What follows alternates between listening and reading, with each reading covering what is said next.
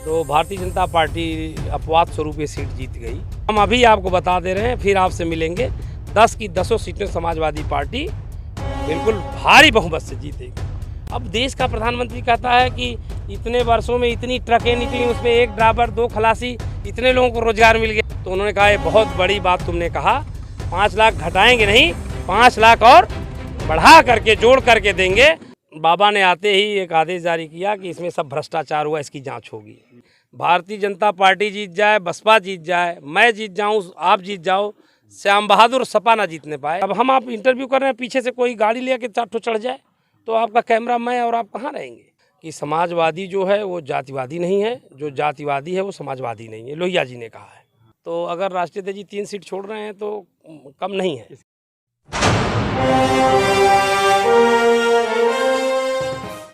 नमस्कार दोस्तों, मैं सुमित यादव, आप देख रहे हैं यूपी का हाल चाल द विलेज के साथ। और हम तस्वीर आपको पिछले लगभग 2 महीने से पूर्वांचल की दिखा रहे हैं कि क्या पूर्वांचल के लोग चाह रहे हैं और अब की बार उत्तर प्रदेश की जनता कैसे अपना मुख्यमंत्री देखना चाह रही है। और तमाम उन मुद्दों पर बात कर रहे हैं जो मुद्दे ज़मीन के हैं। महंगाई का मुद्दा हो, चाहे रोज़गार का मुद्दा हो, चाहे वो कोरोना के टाइम पे जो मिसमैनेजमेंट हमने देखी, और चाहे अभी हाल ही की घटना लखीमपुर खीरी की हो। तमाम मुद्दों पर हम बात करने की कोशिश कर रहे हैं और अगले 4-5 महीने चुनाव जब तक नहीं हो जाते, तस्वीर आपको उत्तर प्रदेश के दिखाते रहेंगे। और इस कारवां में आज हम लोग आजमगढ़ में हैं और हमारे साथ समाजवादी पार्टी के पूर्व विधायक हमारे साथ मौजूद हैं। इनसे हम बात करेंगे, श्याम बहादुर सिंह यादव। इनसे बातचीत करेंगे और समझेंगे कि क्या तैयारी समाजवादी पार्टी की। किसान आंदोलन 10 महीने से चल रहा है। समाजवादी पार्टी अगर सत्ता में आती है तो किसानों के लिए क्या करेगी। लखीमपुर की जो घटना हुई उस पर क्या राय इनकी है, वो भी हम जानने और समझने की कोशिश करेंगे। और समझेंगे कि अखिलेश जी जो दावा कर रहे हैं 400 सीटों का, वो कॉन्फिडेंस कहाँ से रहा है। तो जी सर, सबसे पहले तो हम शुरुआत करते हैं। अखिलेश जी की तमाम इंटरव्यू हमने देखे, उसमें वो कहते हैं कि 400 सीट समाजवादी पार्टी ला रही है। देखिए ऐसा है, राष्ट्रीय अध्यक्ष जी का ये कहना जो है बिल्कुल वाजिब है, क्योंकि अगर भारतीय जनता पार्टी देश में, प्रदेश में, समाज में, गांव में, देहात में कुछ ना करके 325 सीट पा सकती उत्तर प्रदेश में, तो राष्ट्रीय अध्यक्ष जी ने तो बहुत काम किया। हम अपनी कॉन्स्टिट्यूंसी में खुद ही हमने 1100 करोड़ रुपए का काम कराया। ट्रामा सेंटर से लेके 5-5 पुल से लेकर के मंडी और ITI कॉलेज पॉलिटेक्निक के लिए, और ये क्या नाम है, सड़कें 5 पुल बनाए, न जाने कितने काम हुए, गिनाने से नहीं। अब लोग रियलाइज कर रहे हैं, जब कंपेयर कर रहे हैं कि भारतीय जनता पार्टी और समाजवादी पार्टी की सरकार में क्या हुआ क्या नहीं हुआ, तो लोगों को लग रहा है कि काम बोलता है। अच्छा, तो काम बोल रहा है और उसी काम बोलने के आधार पर राष्ट्रीय अध्यक्ष जी ये कह रहे हैं कि भारतीय जनता पार्टी, आप देखिए कोई दूर जाने की जरूरत नहीं है। दिल्ली का आपके पास रिकॉर्ड है, इतिहास है, 3 ही सीट रह गई। तो अगर राष्ट्रीय अध्यक्ष जी 3 सीट छोड़ रहे हैं तो कम नहीं है। इसके लिए छोड़ रहे हैं? भारतीय जनता पार्टी के लिए। भारतीय जनता पार्टी के लिए छोड़ रहे हैं, कम नहीं है। अच्छा, और बाकी पार्टियां? बाकी पार्टी कौन है? कांग्रेस है, प्रियंका आप गांधी देखिए लगातार कहाँ आएगा। मेहनत कर रही हैं। कांग्रेस से हम लोगों ने पैक्ट किया था, अब उसके आगे वो सारा किस्सा आपको मालूम है। अच्छा, चलिए, आजमगढ़ का एक इतिहास रहा कि यहाँ पे भारतीय जनता पार्टी कभी भी सीट जीती नहीं, लेकिन इस बार हमने देखा कि फूलपुर, जहाँ से आप पूर्व विधायक रहे, वहाँ से एक सीट भारतीय जनता पार्टी को मिली। यहाँ पर एक घटनाक्रम हो गया था 2017 में, तो भारतीय जनता पार्टी अपवाद स्वरूप ये सीट जीत गई। वो घटनाक्रम ये था कि बहुजन समाज पार्टी के जिस मुस्लिम प्रत्याशी को, ये भारत जो है, समाजवादी लोग तो जातियों में विश्वास नहीं करते। लोहिया जी ने कहा था कि जो समाजवादी है वो जातिवादी नहीं है, जो जातिवादी है वो समाजवादी नहीं हो सकता। तो हम जात पात में विश्वास नहीं करते, हमारी पार्टी नहीं करती, हमारा सिद्धांत नहीं करता। लेकिन मुस्लिम कम्युनिटी का नौजवान था वो, जिसको बहुजन समाज पार्टी के जिस प्रत्याशी को हमने हराया था, संयोग से दोबारा वो भी अवसर पाया था। तो जब वो दोबारा अवसर पाया तो उसने सारे मुस्लिम कैंडिडेट्स को मैनेज किया कि भाई हम बहुत नुकसान में गए, हमारा दुबई में कारोबार ठप हो गया, ये हो गया, और आप ऐसा करें कि इस बार हमको अकेले मुस्लिम कैंडिडेट रहने दें।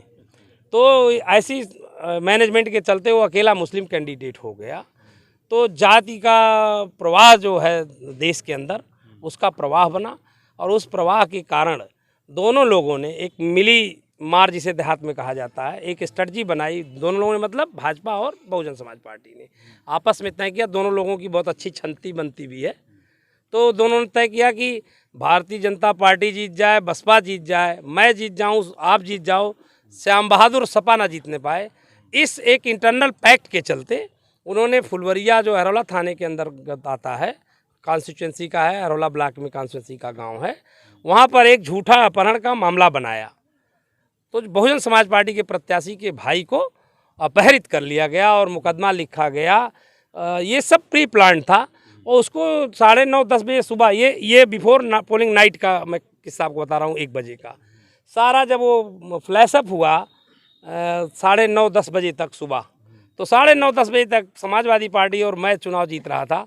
लेकिन 9:30-10 बजे के बाद जब वेट स्वीप करने लगा, हिंदू मुस्लिम का जब वातावरण सृजित हो गया, तो उसमें बहुत सा वोट मतलब जो है स्वीप कर गया, जिसकी वजह से यहाँ पर समाजवादी पार्टी हारी।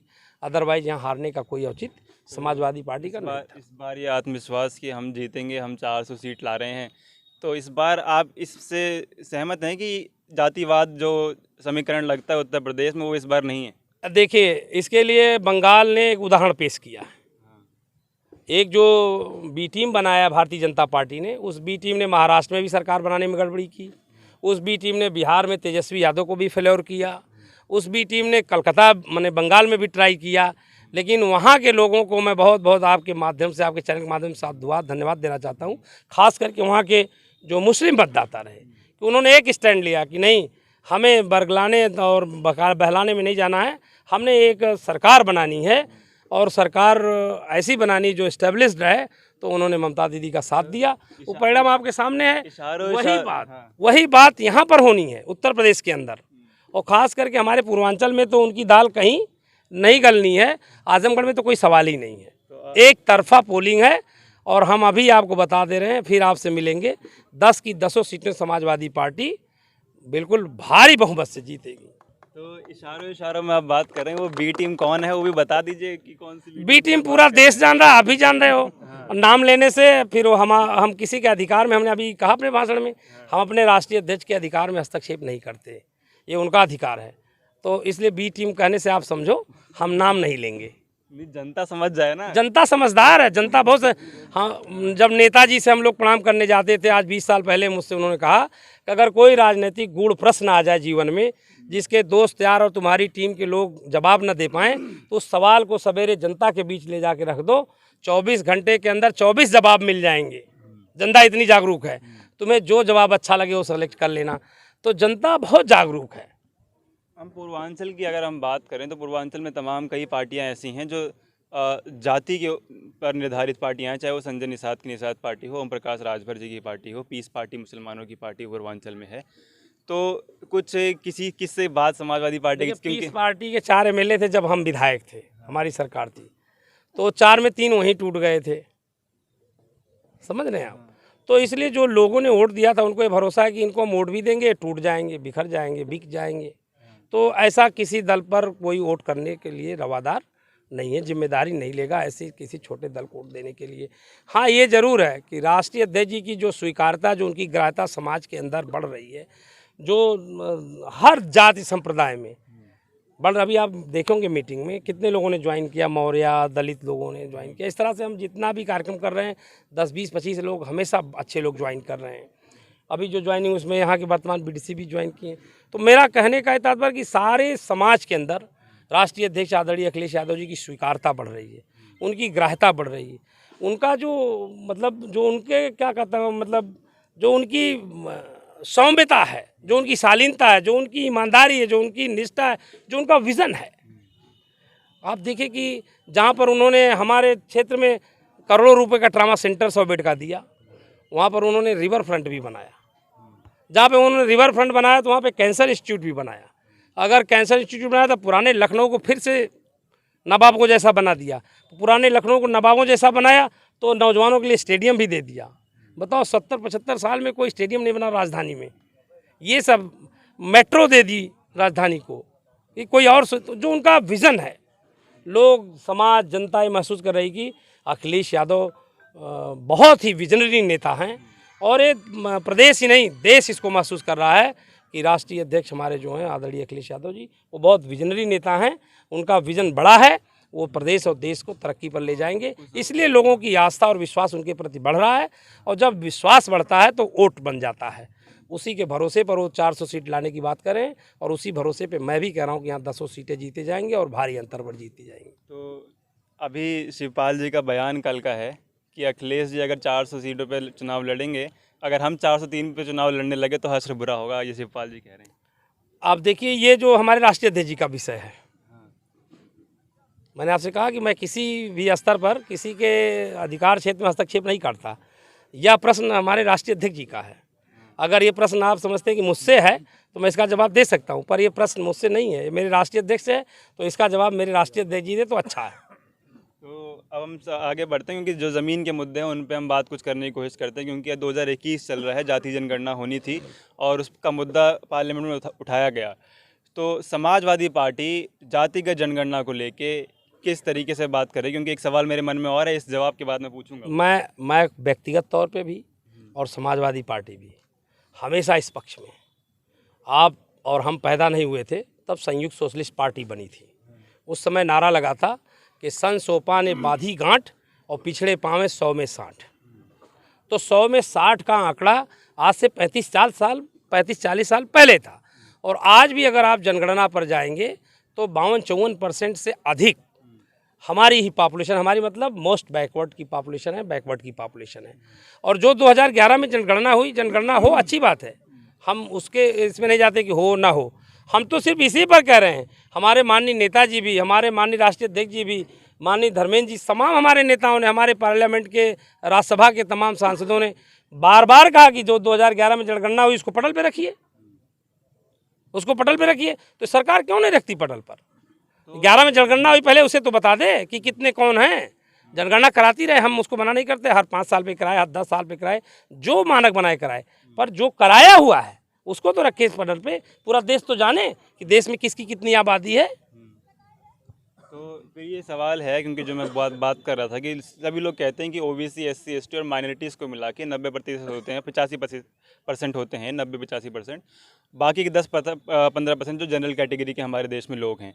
तो ब्राह्मण सम्मेलन करने की क्या जरूरत पड़ी फिर समाजवादी पार्टी? देखिए, हमने आपसे पहले कह दिया कि समाजवादी जो है वो जातिवादी नहीं है, जो जातिवादी है वो समाजवादी नहीं है, लोहिया जी ने कहा है, ठीक है। तो उसमें ब्राह्मण, चमार, कोयरी, कुम्हार, लोहार का कोई प्रश्न नहीं है। हम सभी लोगों के बीच जा रहे हैं, सभी लोगों को समेकित कर रहे हैं, सभी लोगों को जोड़ रहे हैं, सब में जागृति पैदा कर रहे हैं कि ये बाबा की सरकार, मोदी की सरकार प्रदेश और देश को लूट रही है। कोरोना का हाल आप देखिए क्या है। गंगा जी क्या माँ गंगा ने बुलाया, हमें किसी ने नहीं बुलाया। 2 बार MP बना दिया बनारस के लोगों ने, और माँ गंगा के पेट को, माँ गंगा के आंचल को मैंने लाशों से भर दिया। तो ये चीज़ें, कुछ सवाल, फिर ये चीज़ें जनता समझ पा रही है कि नहीं? क्योंकि हम मंच से देख रहे थे कि तमाम चीज़ें जो प्राइवेटाइजेशन की बात आप लोग कर रहे थे कि भारतीय जनता पार्टी लगातार सारी चीज़ें बेचने का काम कर रही है। ये चीज़ें आम जनता जो है वहाँ तक पहुँच पा रही है, उसको ये बात समझ में आ रही है कि नहीं, या फिर 5 किलो मुफ्त राशन से काम चल जा रहा है? इसीलिए तो हम ये जागृति कर रहे हैं। हमारे राष्ट्रीय अध्यक्ष जी 12 तारीख से निकलने वाले हैं। हम लोग पहले से ये जागृति कर रहे हैं, आप पहले से आए देखे हैं, सैकड़ों लोग हैं, हज़ारों लोग बैठे हैं। इसी तरह से तो जागृति होती है। जनता अगर इतना महसूस कर पाती, समझ पाती, तो इन लोगों की दाल कहाँ गल पाती। ये लोग तो जो कांवड़ लेके जा रहे हैं उन पे हेलीकॉप्टर से गुलाबों की पंखुड़ियों की बारिश कर रहे हैं, और जो पढ़ लिख करके डिग्रियां लेके घूम रहे हैं उन्हें 2 पैसे का रोजगार नहीं दे पा रहे हैं। आरक्षण को ऐसे कान पकड़ रहे हैं, आउटसोर्सिंग से मंगा करके लोगों को नौकरियाँ दे रहे हैं, जब चाहे कान पकड़ के निकाल लें, जब चाहे जो कर लें। तो कहाँ पे रोजगार दे पा रहे हैं? अब देश का प्रधानमंत्री कहता है कि इतने वर्षों में इतनी ट्रकें निकली, उसमें 1 ड्राइवर 2 खलासी, इतने लोगों को रोजगार मिल गया। तो इस देश की हास्यास्पद स्थिति है। इसी को किसी ज़माने में कहा गया था कि अंधेर नगरी चौपट राजा, टका सिर खाजा, टका सिर भाजी, टका सिर खाजा। लखीमपुर खीरी, लखीमपुर खीरी तो मतलब ये जलियांवाला बाग का मतलब की पुनरावृत्ति है। जिस तरह से जनरल डायर ने जो है मौका नहीं दिया लोगों को भागने का, गेट बंद करवा करके, आप देखे होंगे जलियांवाला बाग, अगर आप गए हो, हम तो गए हैं, तो अभी भी गोलियों के निशान बने हुए हैं। लोग एक दूसरे के कंधे पे चढ़ करके दीवार फाड़ना चाहते थे, लेकिन ऐसे गोलियां मारी जाती थी, सब गिर जाते थे, दरवाज़ा बंद करा दिया था। उसी टाइप का अब हम आप इंटरव्यू कर रहे हैं, पीछे से कोई गाड़ी ले के 4 ठो चढ़ जाए तो आपका कैमरा मैं और आप कहाँ रहेंगे? आगे से आए तो थोड़ा आदमी हटे बचे भी। तो ये तो अंग्रेज़ों का जो कृत्य था उससे भी बीभत्स और निशंस रूप है हत्या का। अब ये है कि हम लोगों के साथ MLA थे वो अजय मिश्रा टेनी, और भारतीय जनमानस ने, संविधान ने उनको देश का गृह राज्य मंत्री बना दिया। अब उनका लड़का वीडियो जैसे आप चला रहे हो, इसमें तमाम लोगों के चेहरे आ रहे हैं, वो दिख रहा है कि निकल के भाग रहा है, आप भी देखे होंगे, लेकिन वो लड़का कहाँ है, क्यों नहीं गिरफ्तार हुआ? कल हिरासत में लिया गया। तो ठीक है, लिया गया तो कार्रवाई कराएं। हमने तो अभी भाषण में कहा ना कि यहाँ तो किसी को बैठा लेते हैं, उसके बाप को, चाचा को, और कहते हैं जो अपराधी उसे लिया जाए, फिर उसके बाद देखा जाए। तो खेरी लखीमपुर में तो ये उनकी जो इंसानियत को शर्मसार करने की घटना है। और ऐसी घटना 11 महीने से हमारा किसान बड़ी संख्या में सड़कों पर बैठा है अपने बेटे, बहू, माँ, बेटी, पोते के साथ, लेकिन मोदी जी का एक भी कोई कारिंदा, उनका कोई एक चपरासी भी जाकर के उनसे नहीं पूछा। आप तो दिल्ली से यहाँ तक चले आए पूछने, आजमगढ़ 600 किलोमीटर दूर है, बल्कि 650 किलोमीटर दूर है। उनका एक सिपाही भी, एक कारिंदा भी जाकर नहीं पूछ रहा कि भाई किसानों क्यों यहाँ बैठे हो, आप देश के अन्नदाता हो। आज भी 79% जो है देश का जो इकॉनमी है वो कृषि पर ही डिपेंड है। देश के लोग कृषि से ही खा जी रहे हैं, उसी से तरक्की कर रहे हैं। उस पर भी उनको बजाय तमाम तरह की सुविधाएं देने के, अब दुनिया के और देशों में किसानों को बहुत सी सब्सिडी दी जा रही है, यहाँ तो कुछ भी नहीं मिल रहा। उज्ज्वला योजना दे दी, सब्सिडी दे दी, अब सब ले लिया। 1000 के ऊपर सिलेंडर है, कोई भरा पा रहा है? 250 रुपये का सरसों का तेल हो गया, एक महीने में कम से कम 1000-1200 का तो सरसों का ही तेल खर्चा हो जाएगा। तो 1200 का सरसों का तेल और 1000 का सिलेंडर, 2200 तो एक सामान्य परिवार का यही खर्चा हो गया सिर्फ 2 आइटम में। बाकी सब चीज़ें बाकी रखी हुई हैं। अच्छा, हम जब किसान आंदोलन की बात करते हैं तो 10 महीने से ज़्यादा हो चुके हैं इस आंदोलन को, और लगातार तमाम सभी विपक्षी जितने भी दल हैं सभी ने साथ दिया। लेकिन आप अगर सत्ता में आते हैं, अखिलेश जी मुख्यमंत्री होते हैं, तो जो MSP की मुख्य मांग है, कानून तो रद्द नहीं कर सकती राज्य सरकार, लेकिन जो MSP की मुख्य मांग है वो क्या समाजवादी पार्टी देने काम कर रही है? मैं ये आपसे बता रहा हूँ कि मैंने राष्ट्रीय अध्यक्ष जी का एक बार ध्यान आकृष्ट किया था सरकार रहते समय। मेरे राष्ट्रीय अध्यक्ष जी की सहृदयता आप समझ जाएंगे इससे। जो हमारे जवान फौज में हैं, हमारे साथी भाई बेटे जो शहीद होते हैं, अव्वल तो नेताजी ने उनको घर पहुंचाने का काम किया था जब रक्षा मंत्री थे, उन्हीं का बनाया हुआ और उन्हीं का निश्चित किया हुआ 10 लाख रुपया केंद्र सरकार देती है। उसके अलावा अभी तक 25 सालों में 1 रुपया किसी ने बढ़ाया नहीं। जब हमारी सरकार बनी तो राष्ट्रीय अध्यक्ष जी ने तय किया कि जो भी हमारे प्रदेश का शहीद होगा हम उसे 20 लाख रुपया देंगे उस शहीद को जाकर के। हमारी सरकार देती रही। बहुत सी जगहों पर ये समाज बहुत बड़ा है, देश बहुत बड़ा है, बहुत सी जगहों पर देखने को मिला, जैसे हम लोग ज़मीन पर काम करते हैं, कि कोई हमारा नौजवान साथी शहीद हो गया और 20 लाख रुपया उसकी पत्नी को मिला, उसकी पत्नी अपने मायके चली गई या उसने दूसरी शादी कर ली, या इस तरह की बहुत सी घटनाएं। तो हम लोगों ने इस बात को खास करके रखा राष्ट्रीय अध्यक्ष जी के पास, तत्कालीन मुख्यमंत्री के रूप में वो काम कर रहे थे कि सर इसी 20 लाख रुपए में अगर 5 लाख रुपया काट कर आप उसके माँ बाप के जिम्मे कर देते तो उनके बुढ़ापे का कुछ सहारा बनता, क्योंकि ऐसी घटनाएं बहुत हो रही हैं ज़मीन पर। तो उन्होंने कहा ये बहुत बड़ी बात तुमने कहा, 5 लाख घटाएंगे नहीं, 5 लाख और बढ़ा करके जोड़ करके देंगे। और उन्होंने ये काम किया। आप जानते नहीं, जानकारी कर लीजिए, 5 लाख रुपया उनके माँ बाप के खाते में जाता है, 20 लाख जो विधवा होती है हमारे शहीद को उसको मिलता है। तो इतना बड़ा हृदय है हमारे राष्ट्रीय अध्यक्ष जी का। तो MSP तो कोई चीज़ ही नहीं है। वो ज्यों सरकार बनेगी, आप देखिए किसानों के लिए 1 लाख का बीमा तय था। हमारे पूर्व मुख्यमंत्री, हमारे नेता, हमारे संरक्षक, हमारे सब कुछ माननीय मुलायम सिंह जी ने 1 लाख किसान बीमा किया था। और जैसे हमारी सरकार बनी, पहली बैठक में, पहली असेंबली में, पहली कैबिनेट में हमारे राष्ट्रीय अध्यक्ष ने 5 लाख का बीमा कर दिया उसको, 1 से 5 लाख सीधे।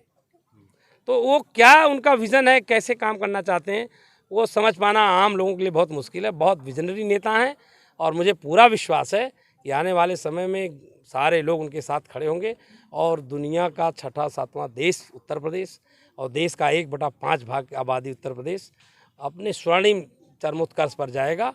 अब 22 से लेकर के और 27 तक के बीच। जैसा कि आप कह रहे हैं कि उनके विज़न को समझ पाना बहुत मुश्किल है, तो जनता फिर दिखा कि 2017 में समझ नहीं पाई। नहीं, जनता धोखे में रह गई। जनता ने ये समझा कि अखिलेश यादव ने इतना किया तो ये आएंगे तो इससे और ज़्यादा कर देंगे, क्योंकि वो जो दल है, उस दल का जो संगठन है, आपको अब मुझे नहीं लगता कि आप तब पैदा रहे होंगे, उस संगठन ने एक ही बार में दुनिया के गणेश जी को न जाने कितने करोड़ों लीटर दूध पिला दिया। सुने कि नहीं ये घटना आप? तो वो बहुत क्या कहते हैं, बहरूपिया पार्टी है। कब कैसा रूप धरेगी आप उसको सोच नहीं पाएंगे। तो उन्होंने ऐसा रूप धर लिया समाज के अंदर, उन्होंने इस तरह का समाज में फैलाया कि सारा हिस्सा आपका यादवों ने लूट लिया। ये बाग बहार गांव है जहाँ आप खड़े हैं, यहाँ पे 10 पुलिस में हुए बच्चे, एक ब्राह्मण की लड़की हुई, बाकी सब बहिर हुए। बाबा ने क्यों नहीं रोका? हमने मना किया था क्या? जिस गांव में आप खड़े हैं, बड़ा गांव है ये, वर्मा लोग हैं, पंडित जी लोग हैं, 18 जातियां छोटी बड़ी अधिक संख्या बिरादरी की है हमारे।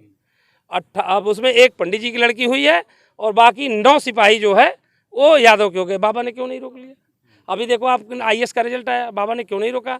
तमाम बाउंडेशन लगाए उन्होंने, लेकिन उसके बाद भी लोग, तो आप प्रतिभा को नहीं रोक सकते हो, चाहे किसी जात बिरादरी की हो। अभी फिर वह पार्टी दोबारा वो रूप रखेगी तो आप उसको रूप को दिखाने में समर्थ इसीलिए हैं कि हम नहीं? लोगों को जागरूक कर रहे हैं, हमारी पार्टी इसीलिए जागरूक कर रही लोगों को कि ये बहरूपिया पार्टी है, ये कोई भी रूप धर लेगी, इसलिए सावधान रहो। और सिर्फ एक लक्ष्य, अर्जुन की तरह मछली की आंख जो साइकिल निशान के रूप में है, वही ध्यान रखो और बस वही दबाने से बाकी सब चीज़ें अपने आप सही हो जाएंगी। चलिए ठीक। अरुण कांत यादव के बारे में क्या कहेंगे? जिंदाबाद जिंदाबाद। अरुण कांत इशारों में आप बात कर रहे थे। अरुण कांत यादव के बारे में क्या कहें? अब वो मौजूदा विधायक हैं जहां से आप खड़े हैं, अब वो और उनके पिताजी पहले बीजेपी में, तब समाजवादी में आ गए हैं। कहने का धोखे से हो गए विधायक। हमने आपको बताया कि वोट स्वीप कर गया हिंदू मुस्लिम के नाते, और उसी धोखे में वो MLA हो गए। बाकी 5 साल तो मुझे लगता है कि 5 लोग उनको देखे होंगे 5 साल में। तो ये इस बार क्या होगा? उनके पिताजी समाजवादी में आ गए, अगर दोबारा बीजेपी उनको टिकट देती है तो उनके पिताजी किस पाले में होंगे? पार्टी के पाले में होंगे कि बेटे के? ये उनके पिताजी का सवाल है। ये आप क्या उन लगता है, आपकी पार्टी के नेता हैं? मैं तो समाजवादी पार्टी का सिपाही हूँ। मेरे राष्ट्रीय अध्यक्ष जी जो निर्देश देंगे मैं उसी पर काम करूँगा। चलिए ठीक है, वो विषय, चलिए वो विषय उन्हीं का, वो ये बात हम उन्हीं से, ये बात हम उन्हीं से करेंगे। चलिए पूछिए तो अच्छा तो है। ये थे हमारे साथ पूर्व समाजवादी पार्टी के पूर्व विधायक श्याम बहादुर यादव जी। इनसे हमने बातचीत करके बताया कि समाजवादी पार्टी और अखिलेश यादव जी का क्या विज़न और क्या मिशन है, और 2022 के लिए क्या तैयारी समाजवादी पार्टी की चल रही है, किसानों के लिए, मजदूरों के लिए, नौजवानों के लिए, महिलाओं के लिए। तो तमाम चीज़ों पर बात करी, लखीमपुर खीरी घटना पे बात करी, और आगे की क्या तस्वीर होगी वो हम लगातार आपको दिखाने का प्रयास करते रहेंगे अगले 5 महीने। चलिए महिलाओं पे क्या फिर बोलना महिला आदि आबादी आपने सवाल पूछा नहीं और आप वहाँ पे इंड कर रहे हैं। 55 लाख महिलाओं को हमारी सरकार पेंशन दे रही थी, और बाबा ने आते ही एक आदेश जारी किया कि इसमें सब भ्रष्टाचार हुआ, इसकी जांच होगी। अब 2-3 महीना चुनाव को बाकी है, अभी तक जांच नहीं हो पाई। हम सदन में नहीं जा पाए, दुर्भाग्य हमारा। हमने अपने एक साथी से सवाल लगवाया, क्वेश्चन जिसे कहते हैं, तो जवाब आया कि 5 लाख लोग इसमें फर्जी जो है पेंशन पा रहे हैं। तो सदन में सप्लीमेंट्री पूछने का नियम होता है, 3 सवाल आप पूछ सकते हैं अपने किसी क्वेश्चन पे। तो हमारे साथी ने सप्लीमेंट्री पूछी कि 5 लाख को हटाकर 50 लाख को कब से देंगे, और हम 500 रुपया महीना देते हैं तो क्या सरकार 1000 करना चाहेगी? क्या करना चाहेगी तो कब से करना चाहेगी? आज तक 5 साल बीत गया, बाबा का कोई जवाब नहीं आया। वो पैसा कहाँ गया वो भी पता नहीं। बाबा ने एक बार हाथ उठाया कि कोरोना काल में सरकार की स्थिति ठीक नहीं है, हम छात्रवृत्ति नहीं दे पाएंगे। 18,000 करोड़ रुपया छात्रवृत्ति है प्रदेश के अंदर। वो पैसा बाबा ने हजम कर लिया, कहाँ गया पता नहीं। मठ में गया कि बाबा के पेट में गया, कहाँ? हिसाब मांगे। अब हिसाब मांगने के लिए तो नियम बना दे रहे हैं कि आप प्रधानमंत्री ने खाता अलग खोल दिया कोरोना में। दुनिया के देश जहाँ अपने नागरिकों को बचाने के लिए अपने खजाने को खोल दिए कि कैसे हम अपने नागरिकों की जान बचा पाएँ, कैसे इनको सुविधा दे पाएँ, वहाँ हमारे देश का प्रधानमंत्री नाकारा प्रधानमंत्री, और कुछ कहूँगा तो अच्छा नहीं होगा, बहुत से शब्द हैं विशेषण लगाने को, लेकिन नाकारा प्रधानमंत्री एक खाता खोल देता है। जब प्रधानमंत्री का कोष बना हुआ है, मुख्यमंत्री का राहत कोष बना हुआ है, 70-75 साल की आज़ादी में चला आ रहा है, तो उस खाते का नंबर देते पूरे देश को कि इसमें मदद करिए। अलग से एक खाता खोल दिया और मैंडेट उसमें ला करके पार्लियामेंट में नियम बना दिया कि इस खाते का कोई जवाब भी नहीं, कोई सवाल भी नहीं, और आप सूचना के अधिकार में भी हिसाब नहीं मांग सकते। तो इससे बड़ी बेईमानी क्या होगी? अब आप लोग ये सब चीज़ें जनता को दिखाएंगे कि नहीं?